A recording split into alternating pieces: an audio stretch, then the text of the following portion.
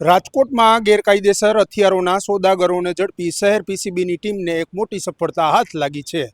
કુવળવા નજીકથી ઘાતક હથિયારોની ડીલ થાય તે પૂર્વે પીસીબીની ટીમે એક બે નહીં પરંતુ 16 જેટલા ગેરકાયદેસર હથિયારો તેમજ 30 જેટલા જે કાર્ટિસ છે તેની સાથે વેપનના સોદાગરોને ઝડપી પાડ્યા છે। પીસીબી પોલીસે જે રીતે ઓપરેશન પાર પાડ્યું છે તેમાં અત્યારે મધ્યપ્રદેશથી લઈને ચોટીલા સુધી આ વેપન કાર્ટેલનો પર્દાફાશ કર્યો છે। ચાલો જાણીએ સંપૂર્ણ અહેવાલમાં। પીસીબીની ટીમને સૂચના આપવામાં આવેલ હતી। PCB PI Shri M R Gondaliya સાહેબના નેતૃત્વમાં PSI Shri R K Jadeja અને તેમના સ્ટાફ કુલદીપસિંહ જાડેજા, વિજયભાઈ મહેતા અને યુવરાજસિંહ રાણાને એક બાતમી મળી હતી। આ બાતમીના આધારે ગઈકાલે રાત્રે કુવાડવા પોલીસ સ્ટેશન વિસ્તારમાં 2 માણસોને 5 દેશી બનાવટના ગેરકાયદેસર હથિયાર અને 20 કાર્ટ્રિજ સાથે અરેસ્ટ કરવામાં આવેલ હતા અને પૂછપરછ દરમિયાન જાણવા મળ્યો કે એ જે મુખ્ય સપ્લાયર છે જેનું નામ શકીલભાઈ સાદિકભાઈ મંસૂરી છે એ ધાર જિલ્લાથી આવતો હતો અને અહીંયા રેગ્યુલર હથિયાર સપ્લાય કરતો હતો અને અગાઉ પણ ચોટીલાના રહેવાસી અને થાનગઢના રહેવાસી 3 બીજા આરોપીઓને હથિયાર સપ્લાય કરી ચૂક્યો છે।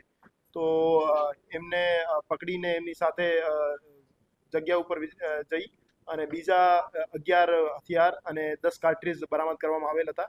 તો આ રીતે કુલ 5 આરોપીઓ પાસેથી 16 ગેરકાયદેસર દેશી બનાવટના હથિયાર અને 30 કાર્ટ્રિજ બરામદ કરવામાં આવેલ છે અને હજુ એ આરોપીઓના 4 દિવસના રિમાન્ડ મેળવી એમની પૂછપરછ કરવામાં આવી રહી છે અને ફર્ધર કઈ જગ્યાએ એમને હથિયાર સપ્લાય કર્યા છે અને કોને કોને આપ્યા છે એ બાબતે ફર્ધર તપાસ ચાલુ। જે રિસેન્ટ તાલુકા વિસ્તારનો મર્ડરનો બનાવ છે એ બનાવ સાથે આ જે હથિયાર પકડાયેલા છે એનો કોઈ ડાયરેક્ટ લિંક નથી, પણ અમે સમય પર જે રાજકોટ શહેરમાં ગેરકાયદેસર હથિયાર સપ્લાય કરતા માણસો છે એના વિરુદ્ધ કાર્યવાહી કરવાની ડ્રાઈવ કરતા હોઈએ છીએ। આ ડ્રાઈવના દરમિયાન આ માણસને અરેસ્ટ કરવામાં આવેલ છે।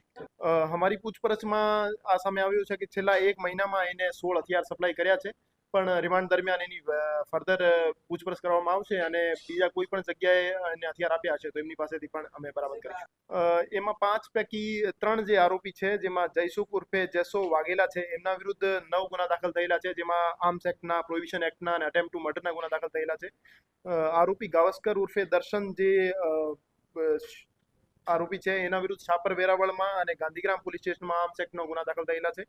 આરોપી પ્રદીપભાઈ કરપડા જે છે એના વિરુદ્ધ પણ ચોટીલામાં પ્રોહિબિશન અને આર્મ્સ એક્ટના ગુના દાખલ થયેલા છે।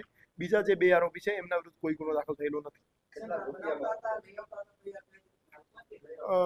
એ મુખ્ય સપ્લાયર જે શકીલભાઈ સાદિકભાઈ મંસૂરી છે એ ધાર જિલ્લા મધ્યપ્રદેશનો રહેવાસી છે અને ત્યાંથી અમે એમની રિમાન્ડ દરમિયાન એમની પાસેથી માહિતી મેળવીશું કે આ કઈ જગ્યાથી બનાવતા હતા, એક્ઝેક્ટ એનો પાછળનો સપ્લાયર કોણ હતો।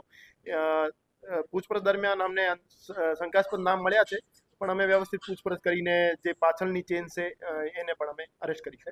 ઓન એન એવરેજ 10 થી 15 હજાર એમની રેટ હતી જેમાં લોકલ સપ્લાયર ને આપતા હતા। આ બાબતે એની ચોક્કસ કઈ માહિતી જાણવા નથી મળી કે એમનો કોઈ પર્ટિક્યુલર મોટિવ હતો। એ જ્યાં સુધી અમારું માનવું છે કે પોતપોતાની રીતે ઇન્ડિવિજ્યુઅલ જે છે જેને હથિયાર રિક્વાયરમેન્ટ હોય એને હથિયાર આપતા હતા, પણ એ આપસમાં એનો કોઈ લિંકેજ હોય એ હજુ સુધી સામે આવ્યું નથી। અમે આ જે હથિયાર સપ્લાયર કાર્ટેલ છે એની વ્યવસ્થિત પૂછપરછ કરવાના છીએ અને આ સિવાય પણ સૌરાષ્ટ્રમાં જે પણ હથિયાર સપ્લાયર છે એને બાબતે અમે કાર્યવાહી કરી રહ્યા છીએ અને જૂના જે પણ તમામ હથિયાર ધારાના ગુનામાં પકડાયેલા આરોપી છે તમામની પૂછપરછ અત્યારે અમે કરી રહ્યા છીએ અને સૌરાષ્ટ્રમાં હથિયાર સપ્લાયની કાર્ટેલને અમે તોડવા માટે પ્રતિબદ્ધ છીએ।